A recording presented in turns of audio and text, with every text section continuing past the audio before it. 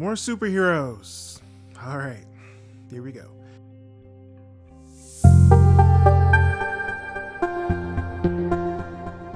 Welcome to Meteora, and this is our review of the Blue Beetle. Okay, Blue Beetle is the latest film in the newly created DCU. If I could sum up Blue Beetle in one word, it would be safe. This is a comic book film that feels like it was written by an AI. It is completely by the numbers with no real surprises or twists.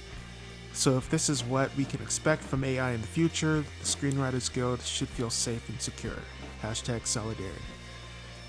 After about the first 10 minutes of this movie, I was able to predict every plot point and twist, every relationship dynamic, all the jokes with shocking accuracy. Xolo stars as Jaime Reyes, and he's a total blank slate.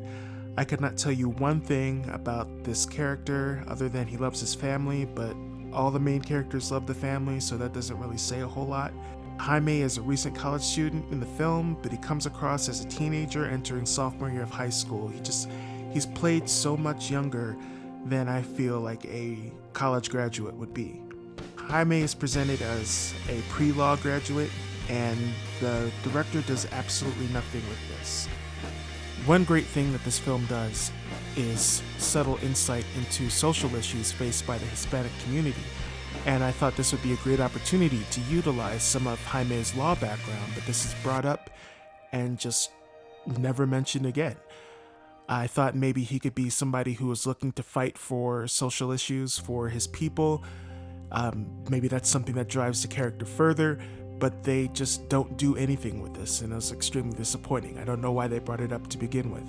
Honestly, I found myself wishing that they made him an engineering student. Maybe that is why he was so good with the Blue Beetle technology. Maybe he was some sort of prodigy, but I was really just looking for something to make me care about Jaime, and unfortunately the script doesn't give him much to stand on. I mean, Xolo does a fine enough job acting, he just doesn't have much material to work with. The script shifts all of the interesting character traits to his wacky family. Jaime appears to have a somewhat interesting dynamic with his sister Milagro. Her dark humor disappears almost instantaneously from the film. I was looking forward to her being like a comedic downer throughout the piece, but that's just one joke or two in the beginning, and then her character slumps into the typical sister archetype for the rest of the picture.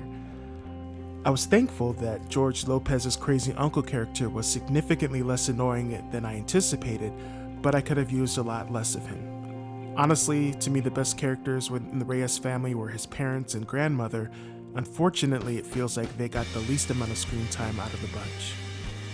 Susan Sarandon clearly is here buying a new TV or extension on her house because she's completely phoning in her performance. She's a great actress, but she gives zero effort in exhibiting any kind of threat or menace, and constantly feels like she's winking at the camera. She's another generic rich antagonist with another generic motivation. She just wants to be richer. In the third act, she's given a hint of some layers, but the film spends so little time fleshing out her arc that you can easily forget that she has any. What she does is simply not justified by what she's been through, or even understandable. The primary physical threat in the movie, generic McHenchman, again waits until about 3/4 of the way through the third act to show any pathos, but by that point, I really stopped caring about him. They even commit the cardinal sin of having the villain be a dark reflection of the hero with similar powers. To me, the best hero-villain dynamic is when the villain is the exact opposite of the hero. This carbon copy thing is old. I know it sounds like I hated this movie, but honestly, it was fine. It was generic, it was by the books, but it was fine. Visually, the film takes the most risks, with the city appearing to be several decades in the future. It actually felt like a city that you would see in a comic book. I also appreciated the comic book faithful design of the Blue Beetle. I was afraid of him being a bargain bin version of Iron Man, but there was enough to differentiate him from that character. The comic book nerd in me also appreciates the mentions of the legacy of the Blue Beetle character, with several shoutouts to Ted Kord. I also enjoyed the family focus in the film. I wish that the characters were written a little bit more original. but the family dynamic is the only somewhat original thing in the script. Though clearly made on a much lower budget than The Flash, the visuals are at least 100 times better. That just seems to be the state of films these days, where a finished-looking movie is something to be proud of. Overall, I'd say this is a fine time if you catch it on streaming. I just can't justify spending the money to go to the theater to see this. I give it a C-.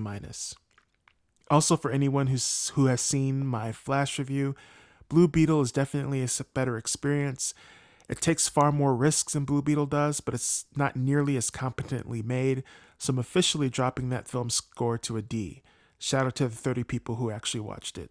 Check back for more reviews with Meteora.